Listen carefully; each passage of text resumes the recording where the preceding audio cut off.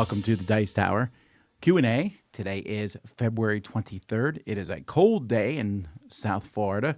It's in the 40s here, which is rare, honestly, for the end of February. We should be warming up by now, but I won't dwell too much on that since I know it's very cold. Many other places. We are 2 weeks away from Dice Tower West. Looking very much forward to seeing many of you there. So if you're at Dice Tower West, please, if you see me anywhere, stop me and say hello. And we are still selling tickets for Dice Tower East, so check that out. Still got a few tickets left for Dice Tower Vacation, too. So Dice Tower East in Orlando this July. If you missed it on Friday, we did a live curling, so you're going to get to play on that curling giant setup at Dice Tower East. It's going to be fantastic. This is a Q&A. If you have any questions, go ahead and ask them in the comments, and I will go ahead and answer them. I'll answer the same question I answer every time, where you said around January, you talked about an unannounced reprint that you could not talk about yet. That will get people excited and announced soon. Has it been announced? It has not. But hey, next week is the Gamma Trade Show, and so I would not be surprised if something was announced there. I don't know if it will be that, but some other things will likely be announced there. We'll definitely have a lot of news to tell you from different companies, whether it's this thing or not. Am I excited about any upcoming reprints? Well, maybe. I'm trying to think. I'm sure there's reprints, other than the one we just mentioned. There's reprints that we know about. Like, I'm kind of curious about the new reprint of Goa coming out. And I'm sure there's other reprints that I'm excited about that I'm just not in my mind right now. I really try to, at Dice Tower, be constantly focused on past, present/past, because there's so many games we can look at now, wondering and getting excited about future stuff. I get definitely publishers want that, and they want to talk about things that are coming out, but I'm kind of looking at the games that you can play now. Any chance of Dice Tower doing how-to-play videos for board games? It's always helpful to have more professionally done instructional videos available. Well, we do. We have Salome, How to Play with Salome on Friday. Check his videos out. If you have not watched his how-to-play videos, I would put Salome up there as one of the best in the business. He does a fantastic job. I know you probably want more how-to-play videos than his. That are out there, but he does about one a week or one every week or other week, and I think they're really good. So there you go. How many attendees are expected at Dice Tower West this year? Looking forward to it. I don't know the projected numbers. I'm afraid to do projected numbers. We'll see. There'll be more than 3,000. I know that. Will we hit 4,000? Well, I'll let you know afterwards. I remember the Dice Tower doing a review of Ace of Spades. I can't find a video. Did we take it down? We did. We did review the game when it came out, but there was definitely an issue with some of the artwork in the game. So we pulled that because they pulled the game out of circulation. They pulled the game. When they send us the new copy of the game, we will redo the review. We'll give it probably the same ratings and stuff, and I'll mention a little bit about why the review was pulled and put back up in that new one that's going up.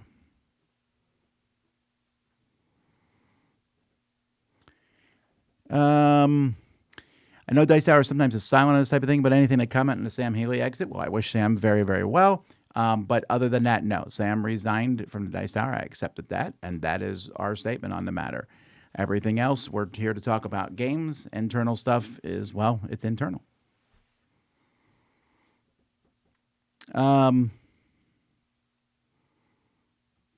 Isn't Fortress America overdue with version 2.0 where Canada is the fourth attacker? Well, maybe. I mean, you could have all sorts of things. It would be a much harder game being attacked from all four sides. So Fortress America is almost kind of like a product of its time.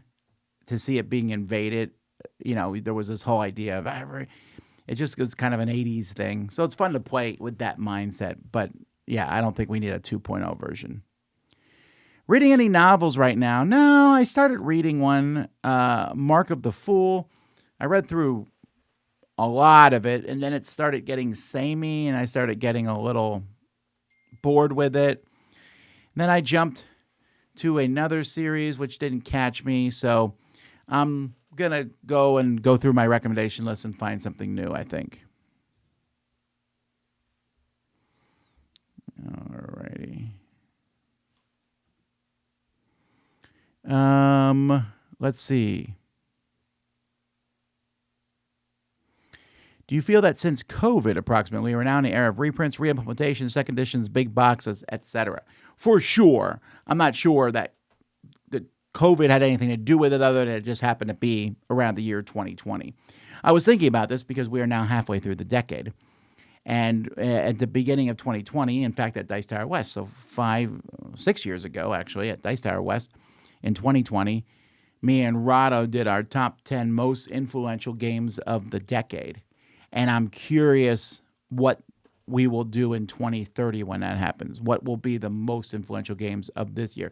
I'm speculating a little bit on that now. Like, what has come out in this so far in the past 6 years that I would go, well, that's definitely one of them. That's a game. So I don't know, but you're right. The reprints, reimplementations, etc. That's a big thing going on right now.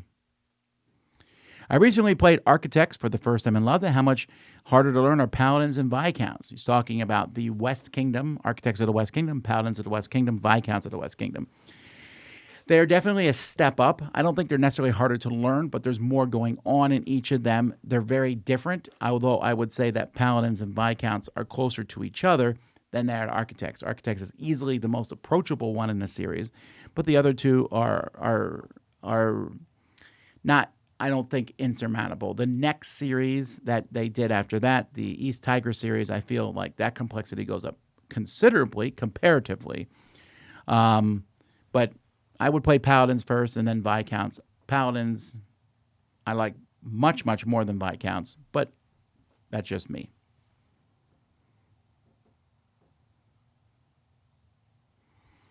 Did I watch this year's Royal Rumble? No. Brian Drake said, hey, let's watch the Royal Rumble. Last year we watched it. Him and Joey watched it at the same time, and then we just texted each other stuff.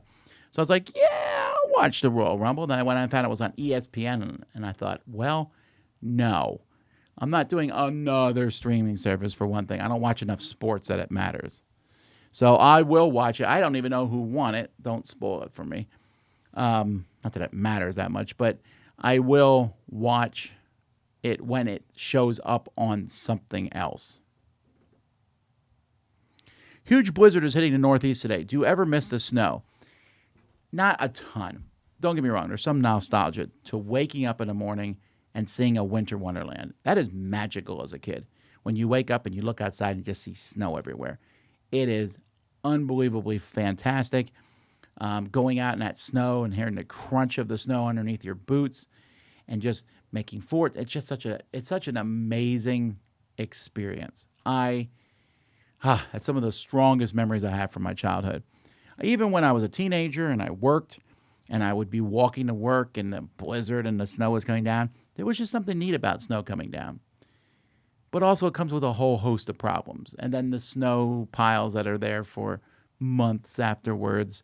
And I don't care about that.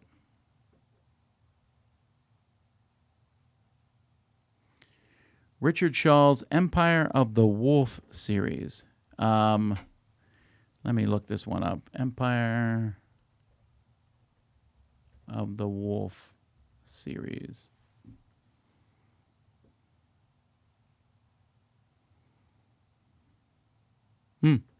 Okay. Well, maybe I'll look that one up then. Thanks. Has anyone from Dice Tower Crew visited any board game conventions in Poland? No. We'd love to go to lots of conventions all the time, but we actually have to put out content here and do stuff. We have 5 Dice Tower shows this year. One of which has happened already, the cruise. One is in 2 weeks, Dice Tower West, and we have the retreat, vacation, and Dice Tower East. And then we also go to Essen and Gen Con. So that's 7 weeks of the year. I'm also going to the Philippines this year. That's coming up in May, so looking very much forward to that. But beyond that, can't really add too much more to our plates. But I'm not saying never. I was invited to a camp in Poland several years ago. I was going to go and be part of this board game camp, and that just didn't work out at all.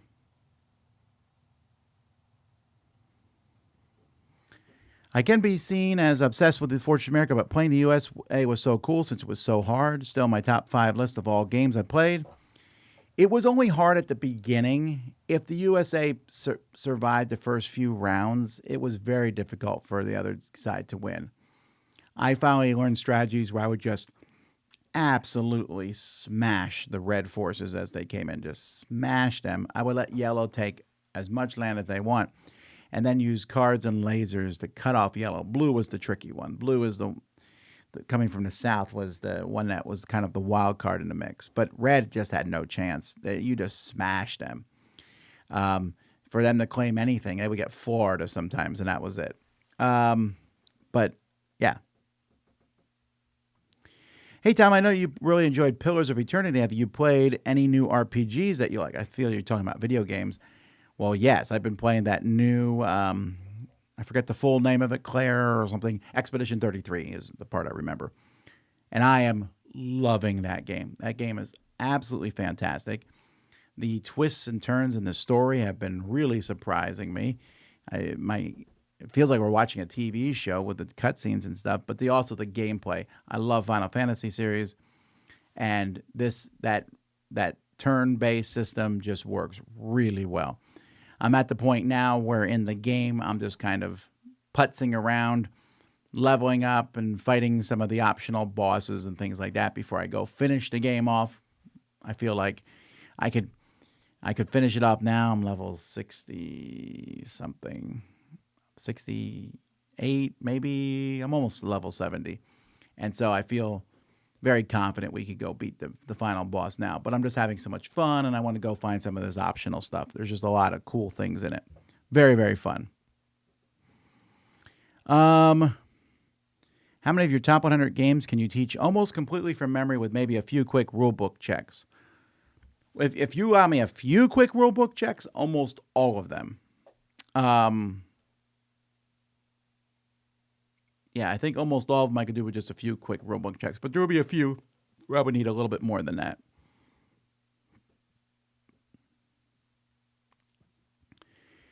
Do you think the odds of breaking into professional board game design is easier or harder due to both better resources but more game inflation? Yes. I don't know what you mean by professional game design. Do you mean just getting a game published, or do you mean that is your job? Because that's a very different thing. But to break in and get someone to accept your game, well, nowadays it's pretty easy because if no one does your game, you're like, I'll do it myself. And you kickstart it or get put on GameFound. But then you're a board game publisher, not a board game designer. There's a lot of designers out there. And even some of the very well-known designers will have a hard time getting publishers to pick up their stuff. But at the same time, it's much easier to contact people. I remember back in the days reading an article about, hey, you want to be a board game designer? Have fun with that. Try to Try to mail a letter to Hasbro with your idea and see what happens. But I was very interested in the concept back then. Now you could go to conventions and you could talk to a president of a board game company. But that doesn't mean they'll take it because so is everybody else.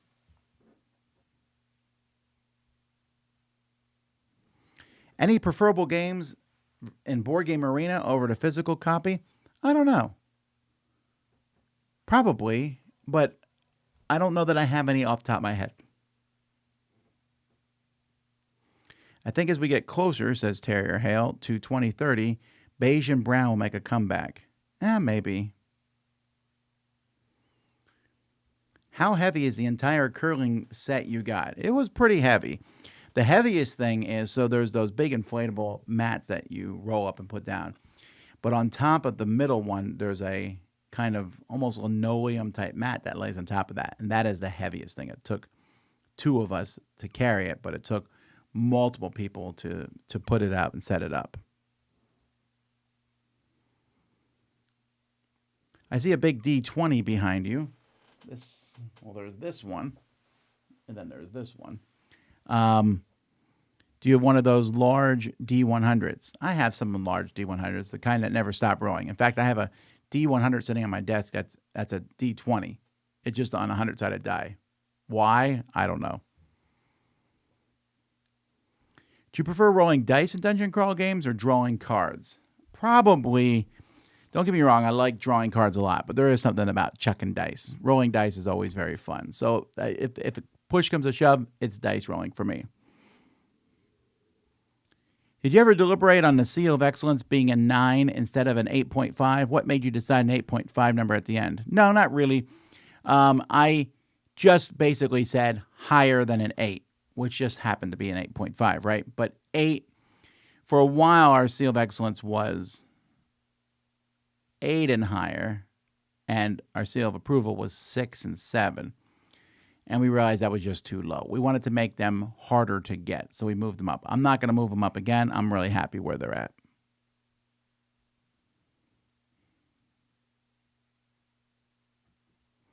Do you ever talk to Melody about reviewing kids' games, maybe? Maybe.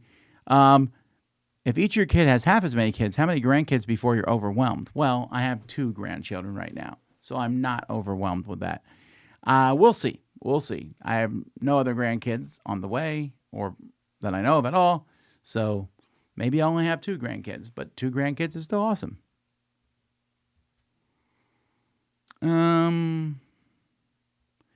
You play a game Western Legends with or without Ante-Up? I forget which expansion is Ante-Up. Give me a second.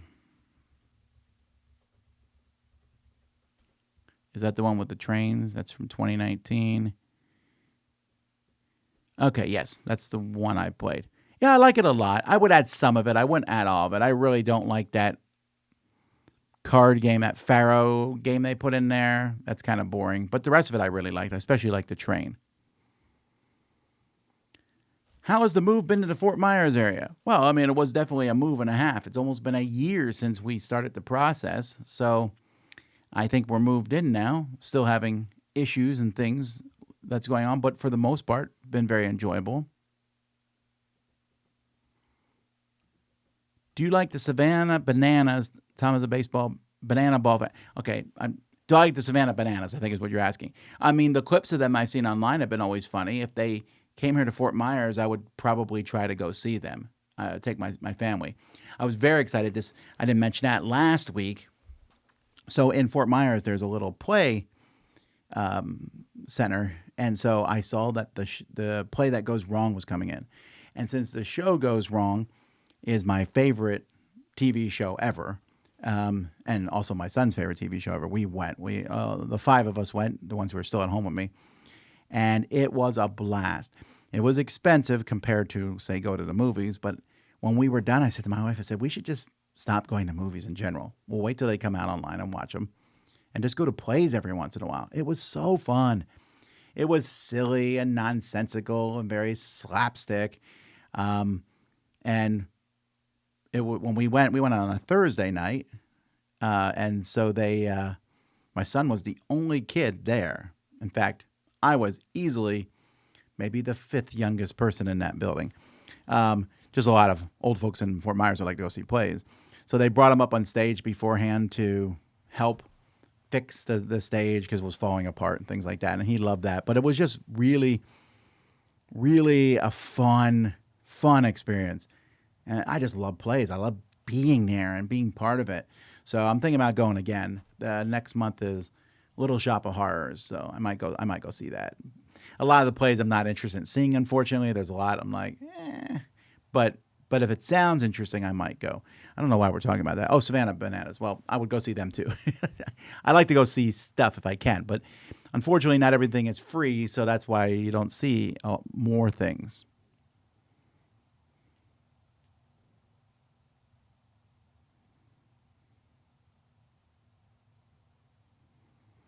All right, Mike gives me some books to read. They give me some books to read. Don't you ever get tired of trying new games? I used to love it, but nowadays I'd much rather play games that I know I love. Yeah, I get tired of it once in a while, and then I play games I like, and then I go back to playing new ones. It happens. A couple Tuesdays ago, and on one of our game nights, I played a bunch of games, and I was like, we're playing one I know. So I pulled out Dice Town, and we played that. But like tonight, I'm going to be playing some games I haven't played before. Tomorrow, I'm going to play some games I haven't played before. Just kind of in the mood. Always. What are my top 5 essential fantasy books? Oh, that's interesting. I don't know. If I tried to spread the love, what would I pick?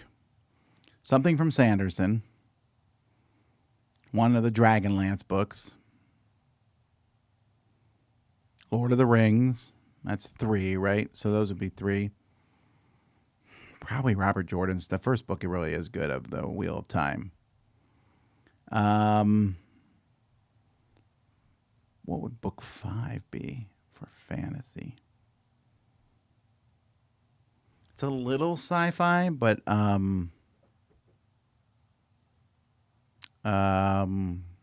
what's it called?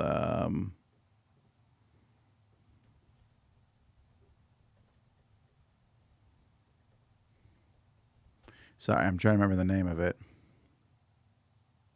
Lord Valentine's Castle from Robert Silverberg. That would probably be my 5th one.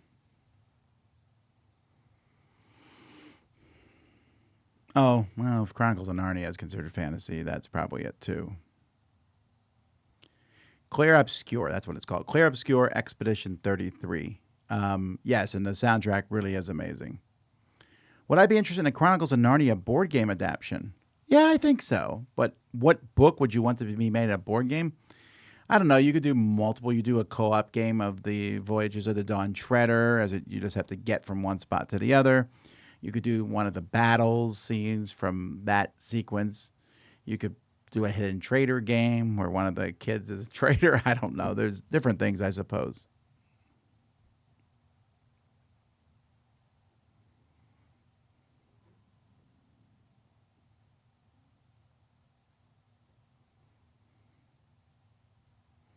A top 10 idea. Top 10 IPs that should have a good board game but don't. Yeah, maybe. I would have a hard time coming up with that list because a lot of the IPs that I enjoy do have board games. And I'm okay with board games that don't have intellectual properties. I enjoyed your playthrough of Cyclades during the marathon. Any suggestions for a similar theme that plays well at 2? I don't think Cyclades. I haven't played Cyclades at 2, but I wonder if that wouldn't be bad. War of the Ring is a great game that plays at 2. What gave you better feeling as a teacher? Your students understanding differentials and integrals in math, or your board game students understanding all rules? No. Teaching math and having kids understand it was very much something I loved. I love seeing kids understand a concept. Do you think we'll see more team versus team board games? We'll see a few. Would you like to see more? I really would. Any recommendations for books similar to Ironbound? No, because if you have books similar to that, Ironbound, I don't think the second book is out yet. That's one of my favorite books I've read in the last 5 years. I really, really liked Ironbound. But if I knew similar books to it, I'd be reading them. It's progression fantasy, but without all the stats that they keep popping up. I just don't understand. I like progression fantasy. I don't mind watching someone go from 0 to just amazingly Skyrim level at the end. That's fun. Play it in video games. I just don't want to read every 3 pages. I started reading one recently, and these people, it was a really interesting story, but then people walk up to someone and go, so what's your strength? Oh, 18. Oh, that's pretty high strength. What? That's how you talk, and that just pulls me out. Minor League Baseball is great. I like to go see Minor League Baseball, but it's not as cheap as I thought it would be.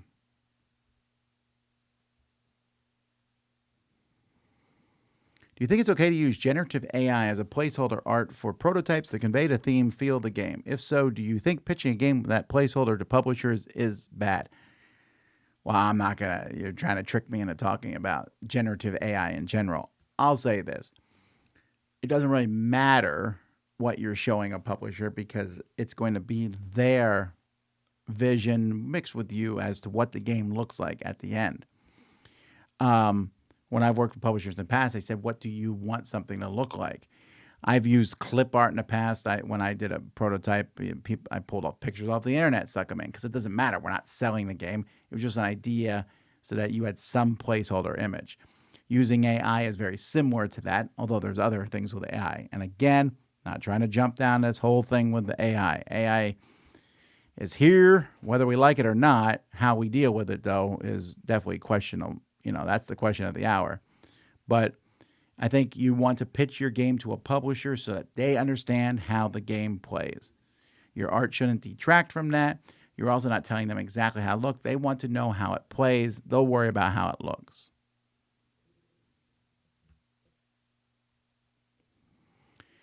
Love Dice Down your content. Do you have a favorite game that was released before 2010? Well, I mean, there's lots of games. You would just go to my top 100 and see which game was released before 2010 that I like the most. Obviously, number one is my favorite game, Cosmic Encounter, because that was 1978. So that's my favorite game. So already there. But you can just go to my top 100 and do that. We've also done lists of games that we like from various years. Wheel time sort of alternates good and bad. Yeah, I went back a couple of years ago, maybe it was last year or 2 years ago, and reread the final book, Brandon Sanderson, and I was just kind of... Wheel time just... It starts off so good. It's such an interesting series, and there's so many interesting things that happen to it. But the fact of the matter is it doesn't need to be, 13, 14 books. They could have cut many of those books out. At the end, there were so many characters I didn't care about. And even in the finale, there were so many moments that were missing in the finale for me. The main characters never got back together for one last, and why couldn't they? So many minor characters. There were some amazing things, amazing moments. Brandon Sanderson's great at that, and Robert Jordan. But Robert Jordan just did some weird things. Like I would sit and read about these people going to use the Bowl of the Winds, and they would go on this trek to do it and talk and yell at each other, and you get tired of people yelling at each other. After you're done reading Wheel of Time, you wonder if anyone in that whole series liked anyone else in that whole series. And that gets exhausting after a while. This person yells at this person. This person yells at this person. We all argue, I get that, but we all don't argue all the time. And there's so many people, it's a wonder. The bad guys would have lost if the good guys just worked together a little in this series. So it doesn't hold up as well. The first book I like a lot. And you know what? I think part of that is because they didn't argue as much in the first book. There was still that arguing. Robert Jordan just came to the idea that men and women do not like each other. I don't know why, but that's like the main feature of the series. There were some great moments, but yeah, it's just not solid across the board. Humble Bundle sold a bundle of actual board games. Did you know about this? No. And if so, what do you think? Oh, that's my answer. I don't know. In your GameFound wrap-up party, I saw you play Numberline. I'm trying to buy that game, but unable to find that game in Board Game Geek, Online, etc. Does it have a different version or names? No, it's called Numberline. I keep meaning to go adding it to Board Game Geek myself. Or emailing the publisher because I'm curious about it. I just need to find out who sent it to me. It's odd that there's a game that's not on Board Game Geek. I'm struggling to think of revolutionary games from this decade so far. There have been a lot of games that are the pinnacle of their genre, like Dune Imperium and Ark Nova, Lightspeed, Arena maybe. It doesn't have to necessarily be revolutionary. It just has to change things. Like when we talked about games from the previous decade, I mentioned Alien Frontiers, and Rado mentioned Zombicide. And those games aren't necessarily revolutionary, but they brought around Kickstarter, and that was a big deal. So I have some ideas of things like that. What games changed, that the game itself doesn't be revolutionary, but it changes board gaming for whatever reason. And I think there's definitely some so far, but I'm saving that for 4 years from now.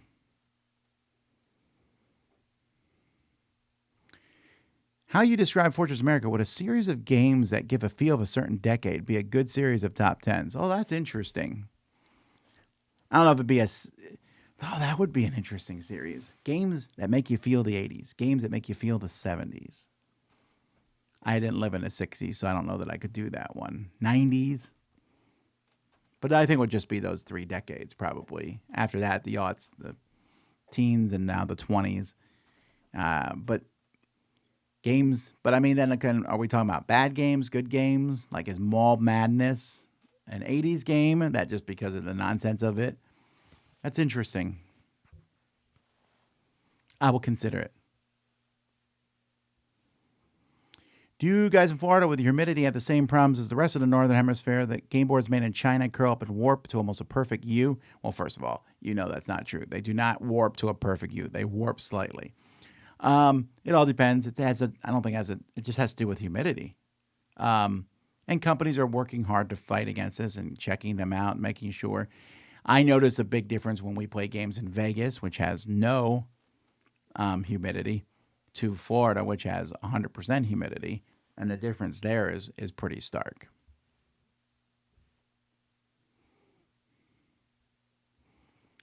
You must choose. Cull all Star Wars games from your collection or cull all Marvel games from your collection. Well, I don't have to choose.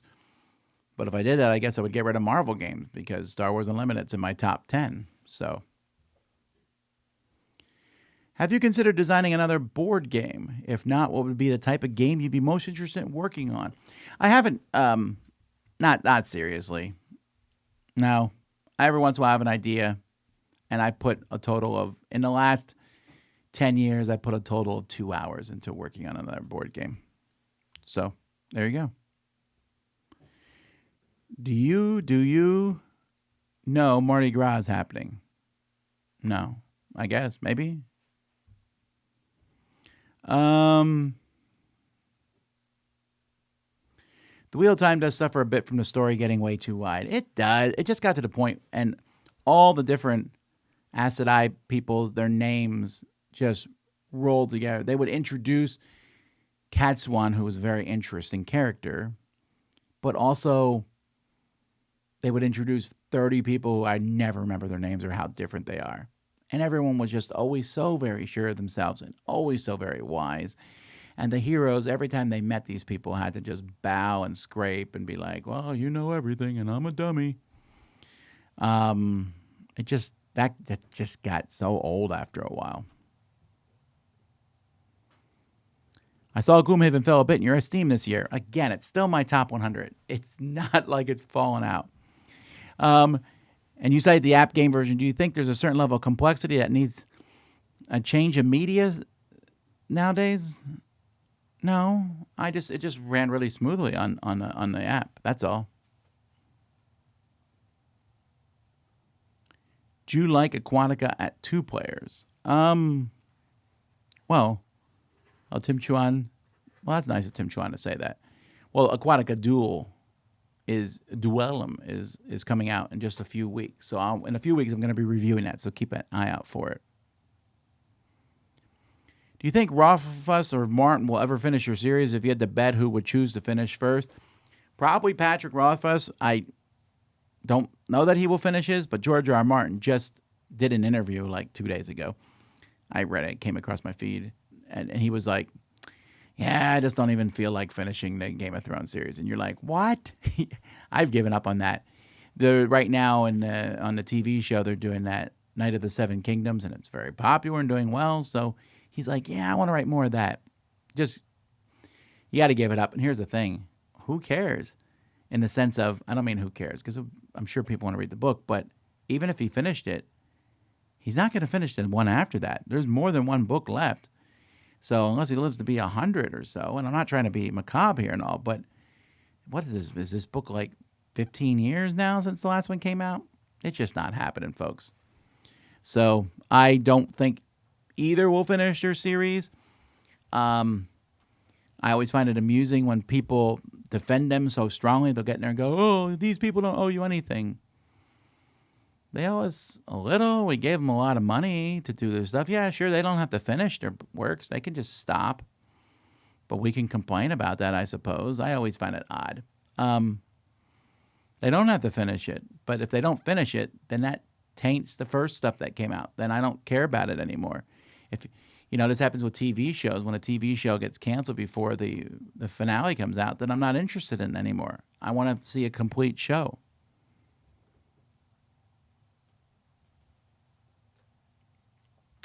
Were you ever part of the TTS Club Discord? No. Server? Yeah, no. I don't play on Tabletop Simulator, so no. I played Shootles with you at Dice Tower East a few years back. Why has that game not been released in the U.S.? It's just not. I'm amused. I bring that game out. I love to teach that game to people because it's so silly, but it wouldn't sell very well. It wouldn't be a Dice Tower Essential. It would sell a few copies, but not a ton. It also would need some rules reworking. I'm always amused by it. I love to teach it and play it, but it's not good enough for that. How many times per week, roughly, do you sit down to play a game you've already played and rate it reviewed just for enjoyment? Whenever I feel like it, and that's enough. Do you think Wingspan introduced the boom of nature animal themed and cozy games? It didn't introduce it because there obviously were games before it. It's a game that made it popular. And that, I think, coupled on top of that, probably the success of Cascadia also helped there. I always wanted to try Cosmic Encounter, but somehow I'm always intimidated by it. Do you have any suggestions for the first game? I would get together a bunch of people who were also new and kind of learned it that way. But you also want people who are going to just have a rollicking good time and aren't necessarily diehard Euro gamers, or at least understand this isn't a diehard Euro game. I like to teach a group of new people. It's always fun when someone who's already played before comes. It makes it less fun for the new people because that person has a leg up on everybody. But it's still a lot of fun. That's how I would do it. Are we allowed to craft and bring our own players one-at signs in Dice Tower West? You can put us. As long as it's not advertising anything other than you wanting more players, I don't see why not.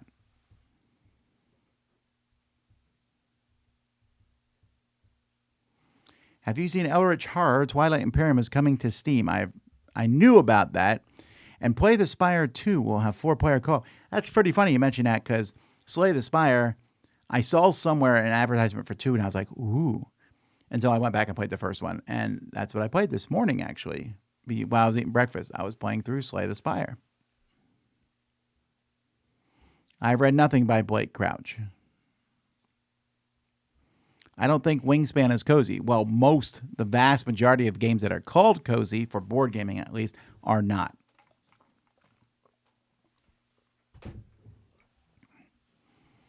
Why don't you play on Tabletop Simulator? Because I really hate it. I dislike playing Tabletop Simulator so much that if a publisher asks me to do it, I just say no as a matter of course. I won't play on Tabletop Simulator. But I think I can explain why. So I don't think this is original to me. Someone may have told me this at some point. But have you ever seen those, where the scientist is trying to work with some deadly lab, so they stick their hand in these gloves, and they're in there, and they're trying to manipulate it with those gloves.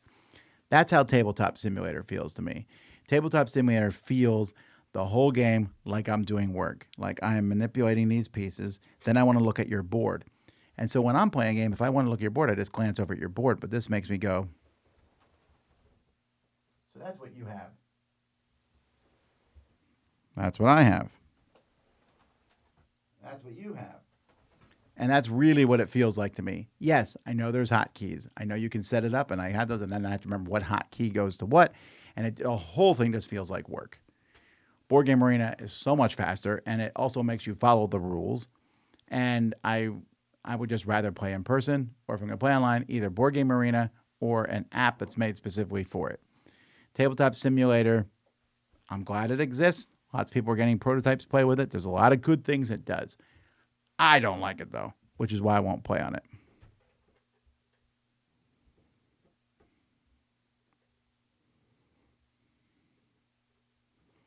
What's your preferred way to play Aquatic in terms of included expansions? I would play with one of the 2 expansions, and I would play with 4 players. That would probably be my preferred way. Friends and I are in the middle of our latest Sid Meier Civilization obsession. What Civ-like board games would you recommend, if any? Well, Civolution, Through the Ages, those are some good ones. It's interesting.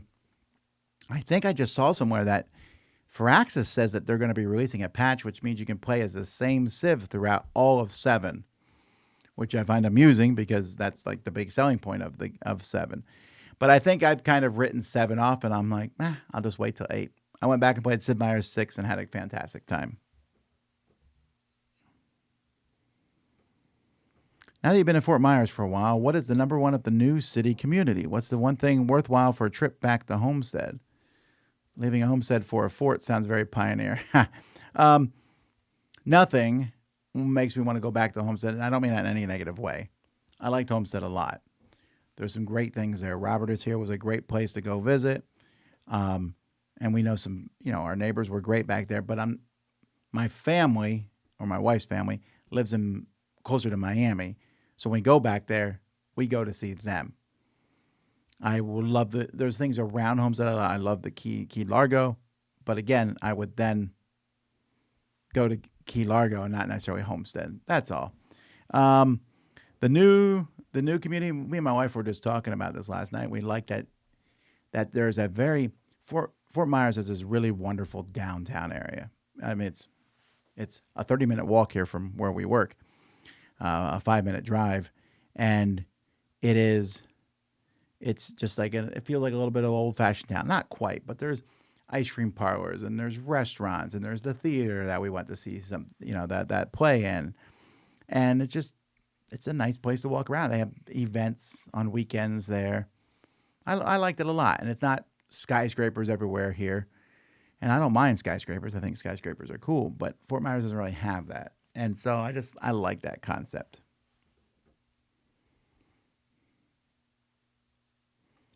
What are the odds of you playing a game as Captain Sonar at Dice Tower West? Who knows? I make no odds on games I'm playing. I, as a general matter of course, never plan any game unless it is a planned game I'm going to do, which there's a few of at Dice Tower West that I'm doing for whatever reason. Like I'm playing Roz with some people at the Arcane Wonders booth. Other than that, I just play games as I come across them, and I find that to be so much more fun.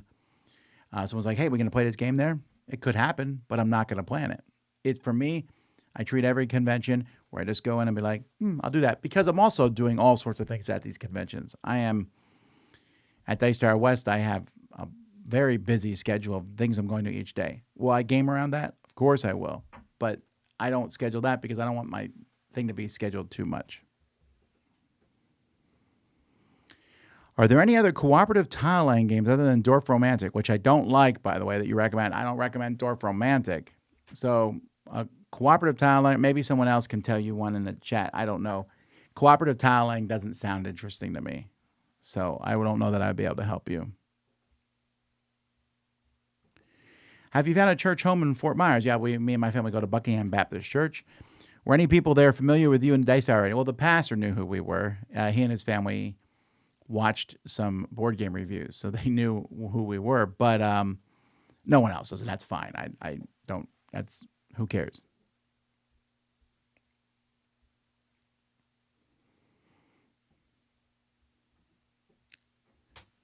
Looking to finally getting Cosmic Encounter, in your opinion, is the 42nd Anniversary Edition the best, the original, the Fantasy Flight original? Well, the 42nd Edition or the Fantasy Flight original, they're almost the same thing. There's some minor changes in the ships and how they look. So, yes, anything from Fantasy Flight is the best way to get it. Don't listen to anyone else. They are wrong on this one. The original, the old Eon one, is fine. Mayfair's version was fine. The West End version was fine. Avalon Hill was fine, but they all have their issues. Both the Eon and the Mayfair one have terrible components. Terrible components. Mayfair, the rules aren't as strong as the Eon one. The Eon one only has, I think, 10 aliens in it. You would have to find the expansions, and good luck with the pricing on that. And that's also the problem with the Avalon Hill one. Cool ships, although have fun figuring out how to stack them in that little ship. Although I do like how they look. It's also only 4 players. There's a lot of issues with the Avalon Hill one. The Fantasy Flight one, that's where it's at.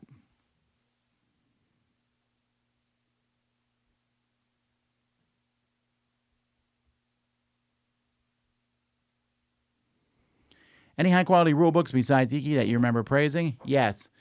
People ask me this all the time, and I'm never quite sure off the top of my head. Like, we want the top 10 rule books and the top 10 worst.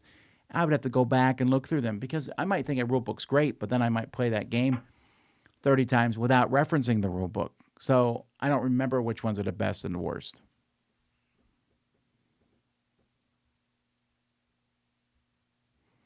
Here's a loaded question, right?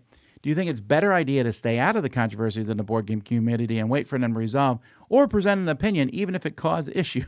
Sounds like you want me to say the first one. But yeah, that's what I don't talk about a lot of the issues and things that pop up. If you are someone who likes to run around and yell about things, the January, February has been an amazing month for you, and I'm sure you've had a great time. But most of this is internet news. It's not actual. When we talk about our news, I'm talking about things that might affect you who are watching and games you can get and things that matter. Maybe someone passed away or this company merged with this company. But a lot of this, what we call internet drama, is mostly internet. And people always want us to say things and do things. But I'm talking about board games. And some people, I just had someone just say, well, no, I'm again, and if people really want to know what I think about issues, I'm available to talk. People can email me. You know how many emails I get? Very, very few. I don't know. Let me rephrase it. I get hundreds of emails. But where people ask what I think about whatever, and I might say very kindly that that's not your business or what have you. I might not have an opinion on that. And sometimes I don't know enough about a situation to give a full opinion on something. But if I do have one, I'll talk to you. But I won't do a statement here on the Dice Tower because what that doesn't do any good. And if people I reject, I 100% reject the false dichotomy when people say if you don't say something, then you agree with what has happened. That is a false. That is just a straight lie, because the people who say that don't even believe that, because bad things happen all the time, everywhere, and you don't denounce all of them all the time. And I don't say, hey, a serial killer just killed a bunch of people and you didn't say anything about it. So do you think that's okay? No, that's nonsensical. And I reject that premise. I'm excited for Fractured Sky Awakening. Yeah. I am looking forward to that. We're actually playing that live here on the Dice Tower, so that would be fun to check out. I'm looking at getting the Old King's Crown out. It was one of your top for 2025, aside from the art. What about it did you like the most? Well, I did a full review, so you should watch that. But besides the art, I really did like it. Has a feeling like Cosmic Encounter. A lot of fun things going on involved there. Any chance of a top 10 heroes, villains for Marvel United Multiverse? Maybe.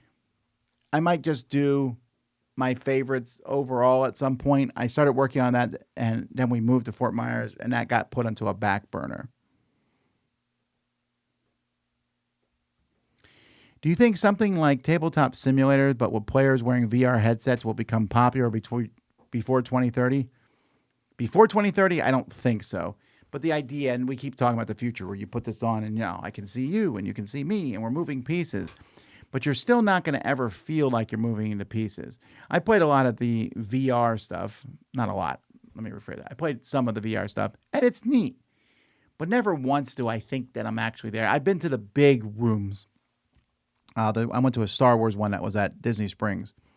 And that was pretty cool, where you walked in, and there was a heater, and it felt hot. And I'm standing on the platform going, ooh. But there were still little things, and not once in the whole time did I think. I mean, you also paid a ton of money to do that, and it's in a room run by people and things like that. To get that down to a personal experience, I'm sure it will happen at some point, but I don't think before 2030. Do you have a game that takes more than 4 hours to play that you enjoy playing? Yes. I love Iridia for sure.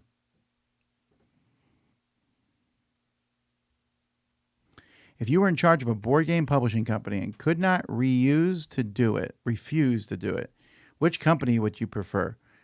So someone comes to me with a loaded gun and says, you must take control of a board game company. I guess Asmodee? Why would I not want the biggest one? I guess. I don't know. Well, the biggest good one anyway.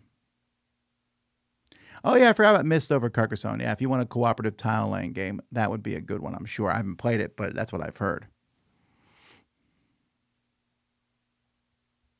For Dice Hour West, do you have any restaurant recommendations in Vegas? I don't have any strong recommendations. There's a bagel place around the corner from the hotel. That's fantastic. But I will say, if you can take the time, get an Uber or Lyft or whatever, and go to Chinatown. There's a lot of fantastic restaurants there. Just throw a stone and go to a place in Chinatown, and they're really good.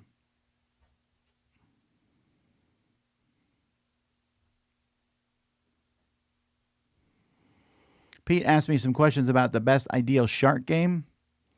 I think a game where you are the shark and you're just eating lots of fish, but eventually, like you eat fish and you're going around, but every once in a while you might cause an accident in a swimming area, but then they come after you. So you have to decide, kind of like a push your luck game, like, well, there was a swimmer alone in a raft. I got him. Oh, now I need to make a statement about my anti-fish behavior. Or anyway, which side do you prefer to play in Star Wars Queen's Gambit? I like both sides equally, actually.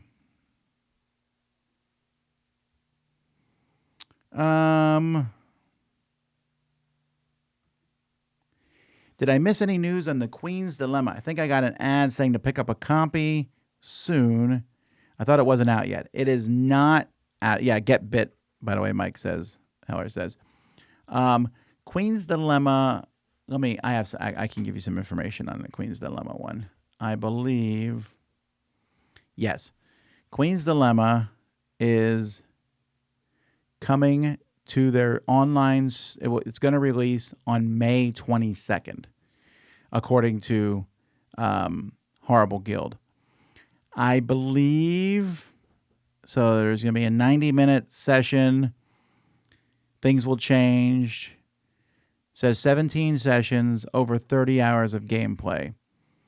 I believe I don't have it yet.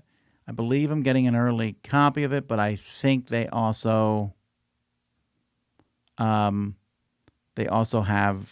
some sort of embargo on it. But I haven't got it yet, so I don't know.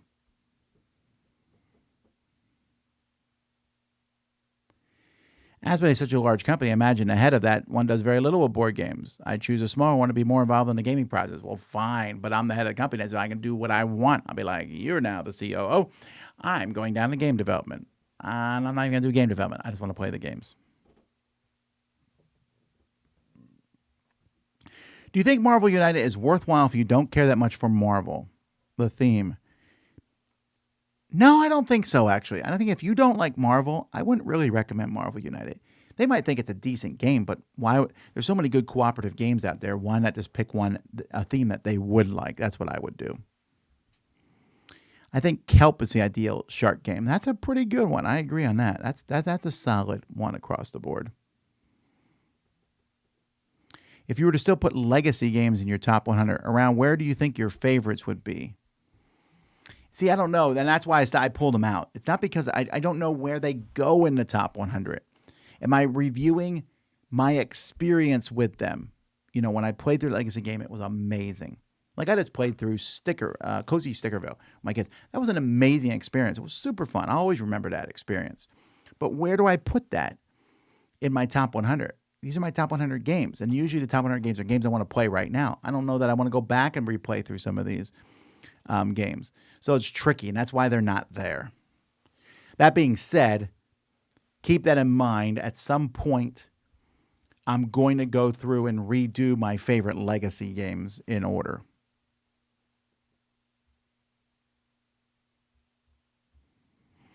Mike says it will be hard to duplicate that feeling of playing through King's Summer for the first time. We still talk about the terrible decisions we made as a council. Yeah.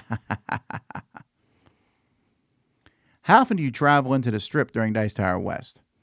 Oh, I go there a couple times. Like I land on Monday for Dice Tower West. Nothing's happening until Tuesday. So I usually walk up and down the Strip once. I love to watch the fountains, the Bellagio fountains. I never get tired of seeing them. And I might go eat somewhere there, although the Strip's really expensive to eat. It's hard to justify eating there sometimes. But I like some of the glitter, not much. There's a lot of it I don't like. What are your thoughts on the community mods and tabletop simulators? There's a lot of tabletop simulator thing. Did I give the impression I like it? Because I thought I was pretty clear. Some publishers don't allow their games to be added. Well, if a publisher doesn't allow their game to be added, that's on them. They might have reasons for doing so. What do you think of your games like Bocce Ball or Cube? Where is the line between board game and sport? I would assume for me, the line is tricky, but board game can go on a table. I think that's the easiest way to say it. Even my giant dexterity games I have at Dice Tower East are on tables, so maybe that's where I would do it.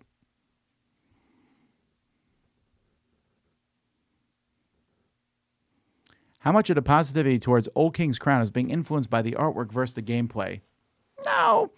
The art I really enjoy the art of it a lot, but it's the gameplay, because I know this for sure, because there are some gorgeous games that I don't like that much, and the artwork doesn't sway my mind. In fact, I'll be shortly reviewing a game where I think the artwork's amazing, but the game was just okay, and I'm not letting the art impress me. My game group loves playing Western Legends. What is the best experience you've had with a pirate-themed game that would offer a similar experience? Well, Dead Reckoning, for sure. I would do that.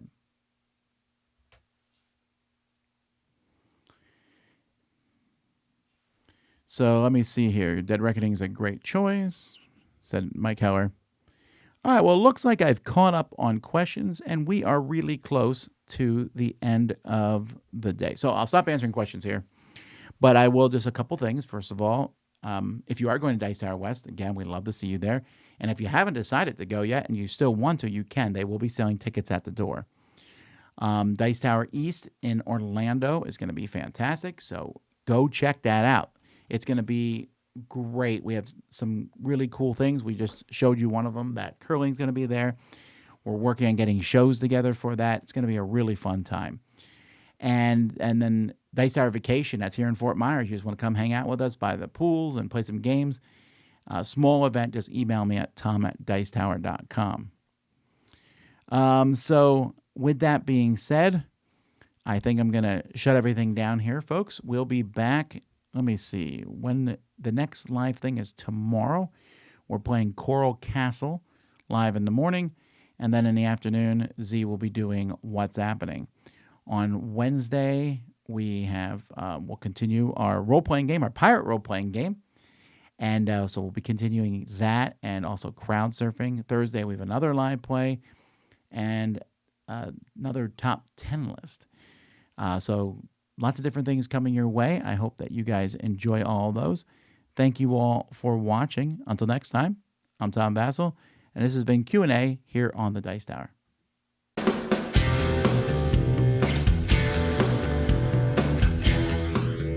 Hey folks, thanks for joining us for that video. If you haven't yet, like the video, subscribe to the channel, and hey, make sure you check out What's Happening, where I'll cover an app on an iOS or a Switch device, and you can check it out along with me. Thanks very much. You've been watching The Dice Tower.